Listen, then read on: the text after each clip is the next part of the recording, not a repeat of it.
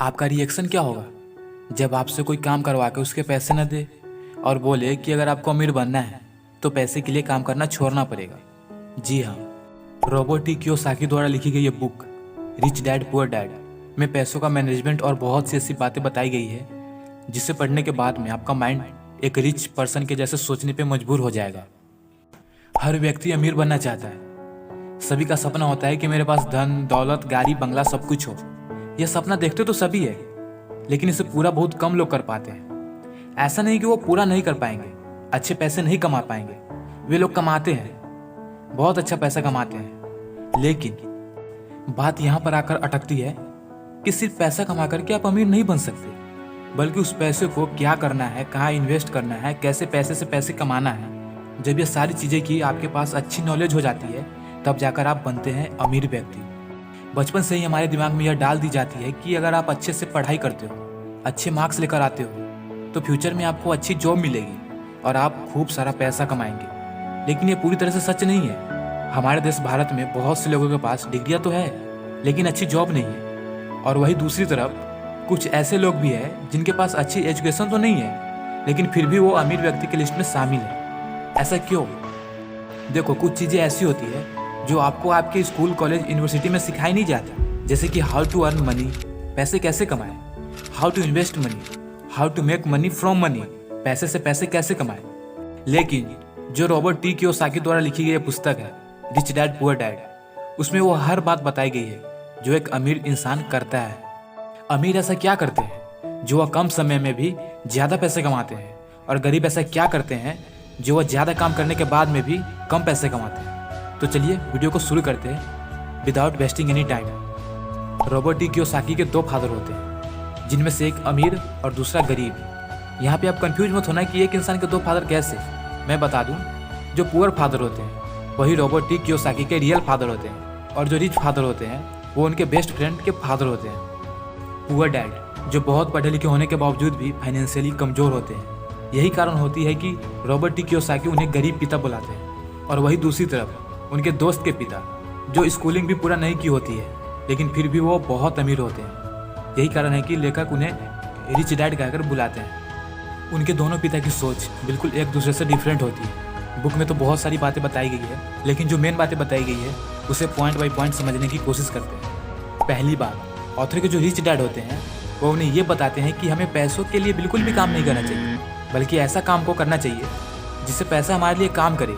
वही उनके दूसरे डैड ये कहते हैं कि हमें अच्छे से पढ़ना चाहिए, अच्छे मार्क्स लाना चाहिए, ताकि हमें अच्छी जॉब मिल सके और हम अच्छे पैसे कमा सके। तो यहाँ पे बात ये आती है कि ऐसा क्या करें ताकि पैसे हमारे लिए काम करें। तो इसकी जानकारी आपको वीडियो में मिल जाएगी, बस वीडियो को पूरा लास्ट तक देखना। ये वादा है आपसे कि ये वीडियो देखने के बाद आपका माइंड पूरी तरह चेंज हो जाएगा और आप एक अमीर इंसान के जैसे सोचने लगोगे। दूसरी बात, सोच। रॉबर्ट टी कियोसाकी के पहले पिता जो पुअर डैड होते हैं, उनका ये मानना था कि कोई भी कीमती वस्तु वो नहीं खरीद सकते। और वही दूसरी तरफ उनके दूसरे पिता ये सोचते थे कि तुम किसी भी चीज़ को कैसे खरीद सकते हो, इसके बारे में सोचो। इसमें उनके पहले पिता की सोच निगेटिव और दूसरे पिता की सोच हाउ टू, कैसे करें। मैं आपको बता दूं कि आप वो हर चीज़ पा सकते हो, अचीव कर सकते हो जो आपको चाहिए। जब आप ये सोचते हो कि ये नहीं होगा तो आपका माइंड काम करना बंद कर देता है और आप अपने सबकॉन्शियस माइंड, जिसे हम अवचेतन मन कहते हैं, उसमें आप ये फिट कर देते हो कि ये हमसे नहीं हो सकता, और वो रियल में नहीं होता है। लेकिन वही आप निगेटिव सोच के बजाय यह सोचोगे कि कैसे मैं इसे कर सकता हूँ, कैसे मैं इसे पा सकता हूँ, तो आपका माइंड वही से काम करना स्टार्ट कर देता है और कई सारे रास्ते खोजना शुरू कर देता है।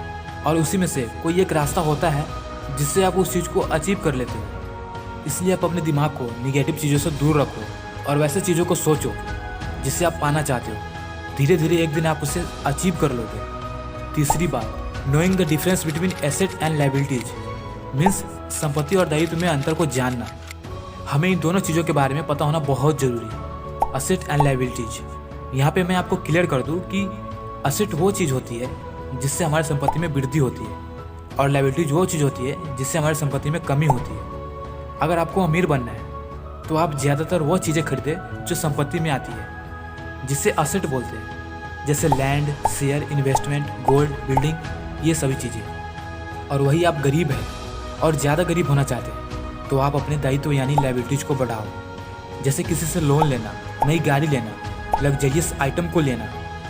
जब कोई गरीब व्यक्ति गाड़ी लेता है तो वह उसकी ईएमआई चुकाने में लग जाता है और धीरे धीरे और गरीब होते चले जाता है, क्योंकि उस गाड़ी से उसे कोई इनकम ही नहीं होती है। आपको अगर सिंपल भाषा में ये समझना हो कि एसेट मतलब क्या, लायबिलिटीज मतलब क्या, तो बस आप ये समझ जाना कि जिस भी चीज़ से आपको आपके पॉकेट में पैसे आते हैं उसे आप एसेट समझना, और जिस भी चीज़ से आपके पॉकेट से पैसे बाहर जाते हैं तो आप उसे लायबिलिटीज समझना।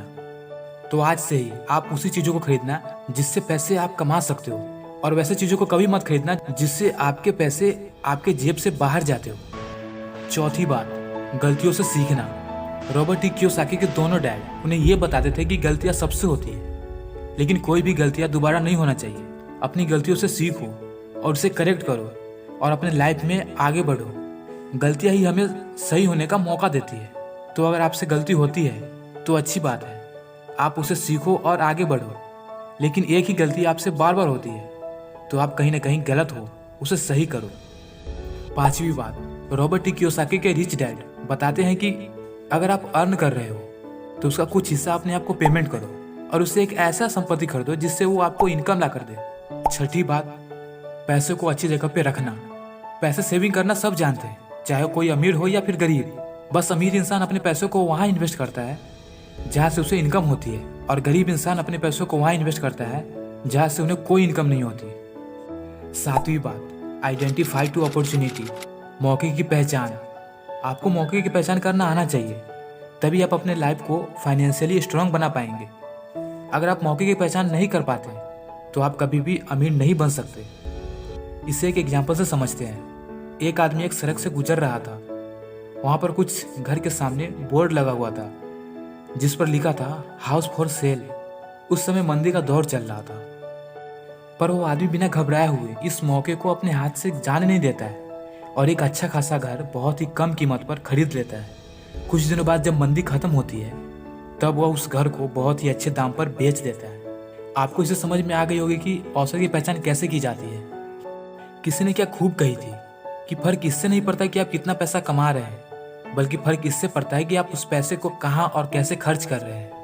और यही ज्ञान सिखाती है ये book, rich dad poor dad. तो दोस्तों, उम्मीद करता हूँ कि वीडियो इन्फॉर्मेटिव लगी होगी। अगर हाँ तो वीडियो को लाइक कीजिएगा और चैनल पे नए हैं तो सब्सक्राइब जरूर कीजिएगा। हमसे अपडेट रहने के लिए इंस्टाग्राम पे फॉलो जरूर कीजिएगा। मैं मिलता हूँ आपसे अगले वीडियो में, तब तक के लिए जय Hind, keep smiling and grow up. Thank you.